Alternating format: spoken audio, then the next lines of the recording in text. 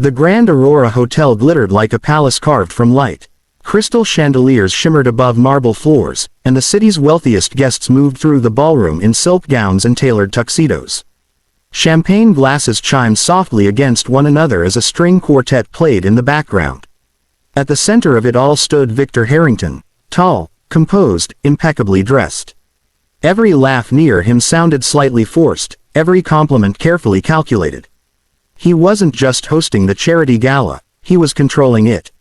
His name was printed on every banner, every program, every oversized check waiting to be presented. Across the room, near the entrance where the lighting wasn't quite as flattering, stood 11-year-old Lily Carter. Her blue dress was clean but modest, the fabric slightly worn at the edges. In her hands, she held a violin case that had clearly seen better days, its corners scuffed, its handle wrapped in tape. She felt the stares. The orphanage director stood beside her, whispering encouragement. "Just play like you always do," she said softly. "Forget about the crowd." But Lily couldn't forget. The room was too large. The people too polished. The air smelled of expensive perfume and confidence. Victor noticed her from across the ballroom. "Who's the child?" he asked one of the event coordinators. "A special guest from the orphanage, sir.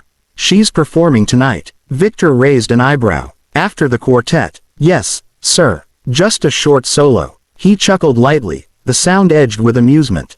Bold choice, curiosity, and perhaps boredom, led him toward her. Conversations quieted slightly as he approached. Lily sensed movement and looked up, her fingers tightening around the violin case. "So," Victor said, glancing down at her, "you're tonight's surprise." Lily nodded politely. He studied her for a moment, the nervous shoulders, the determined eyes.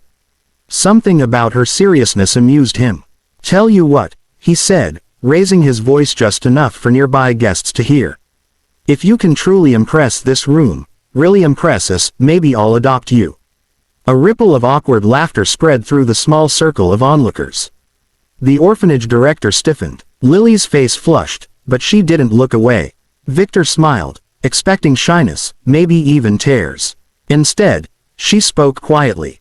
"I don't need to be adopted to play well, sir." The remark caught him off guard. "Well then," he replied, masking his surprise, "play for us anyway." When the quartet finished and polite applause faded, the spotlight shifted. Lily walked toward the stage alone. Each step echoed louder than it should have. The ballroom seemed impossibly vast from up there. She placed the violin beneath her chin. Her hands trembled, but only for a second. Across the room, Victor folded his arms, waiting to be entertained. He had no idea that within minutes, the little girl he had mocked would silence not just the room, but something restless inside him. For a heartbeat after the spotlight found her, the ballroom felt mercilessly bright. The chandeliers glowed like 1,000 watchful eyes. Lily swallowed, lifted her bow, and let it hover above the strings.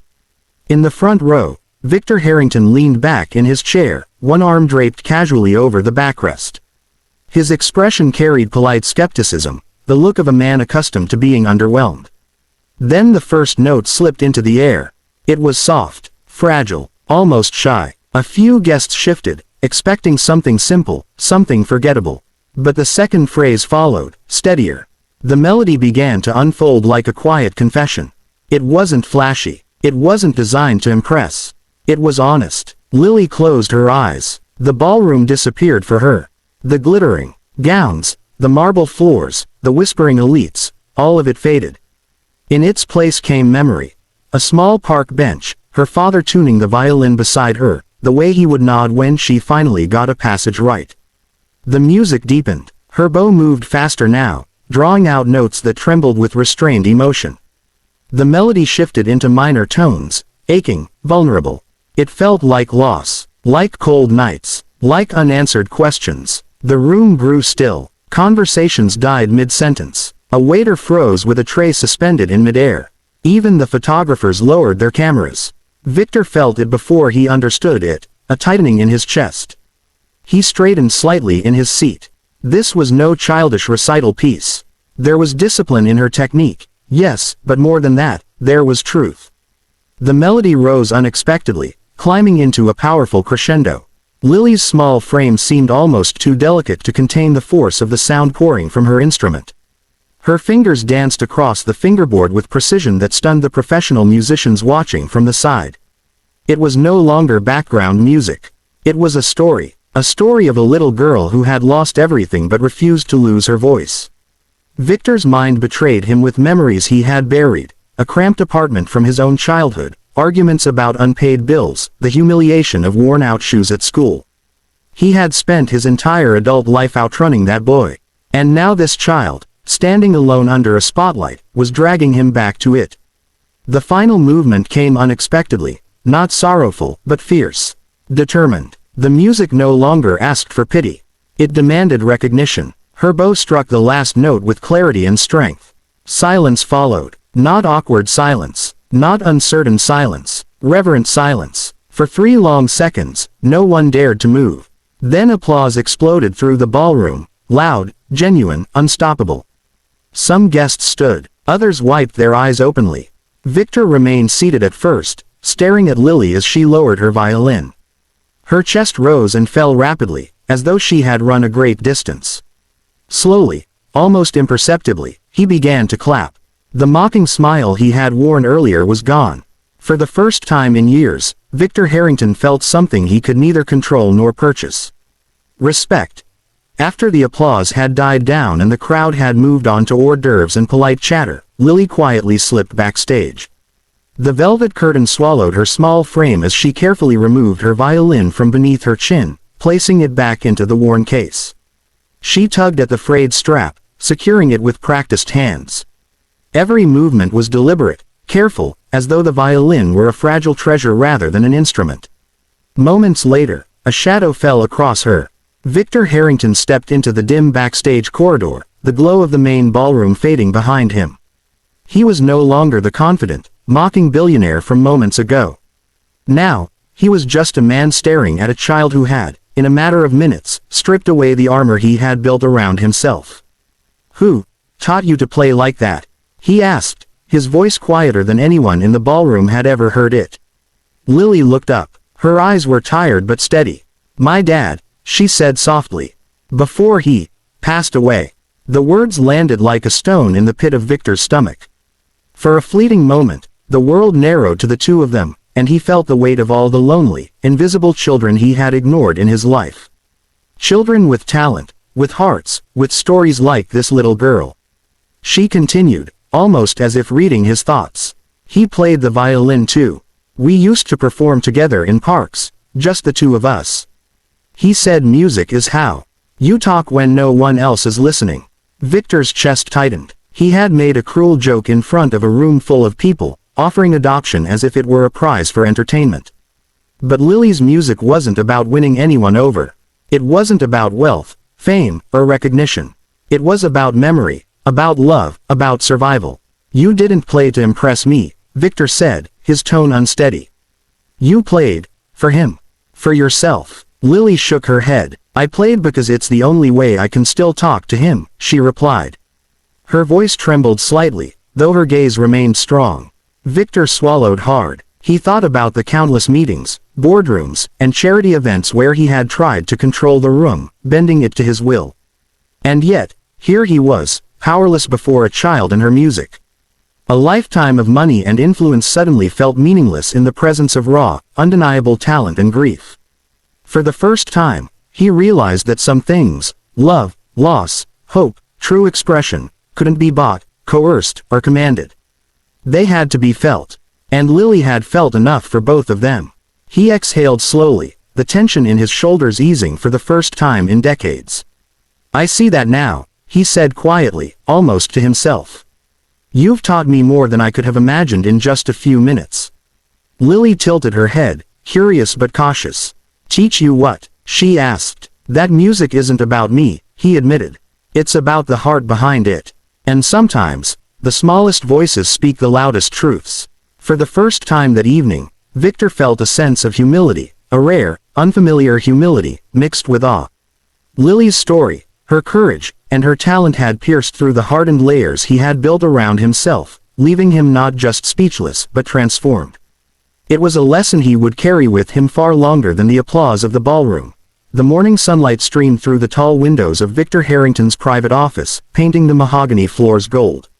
The city outside buzzed with life, unaware of the quiet transformation taking place inside.